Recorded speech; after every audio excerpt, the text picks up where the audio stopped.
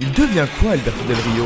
José Alberto Rodríguez Chucuan. Bon, José, tu l'as connu à la WWE entre 2010 et 2016 comme étant le seul Mexicain en moule beat sans masque qui savait aligner 3 mots en anglais. Et aussi en étant le sosie du Rizzler, je te jure il lui ressemble. Et il y avait aussi Ricardo. Et il a quand même un gros palmarès. Gagnant du Royal Rumble et du Money in the Bank même pas un an après ses débuts.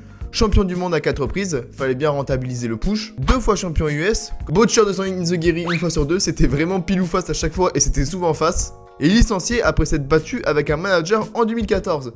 Mais bon, il revient en 2015 et se refait licencier un an plus tard parce qu'il était soi-disant pour lui mal utilisé. Traduction, il a joué au pharmacien dans les vestiaires. Il part dans le circuit indépendant et à Impact où il devient champion du monde. Mais il se fait licencier en 2018 car il ne s'est pas présenté au show Impact Wrestling vs Lucha Underground. On va dire que la voiture n'avait pas démarré hein. Si seulement les mecs de la WWE pouvaient faire ça, t'imagines Brock Lesnar dans sa ferme qui appelle Vince McMahon? Ouais désolé chef, mon tracteur il a pas démarré, pas de match ce soir.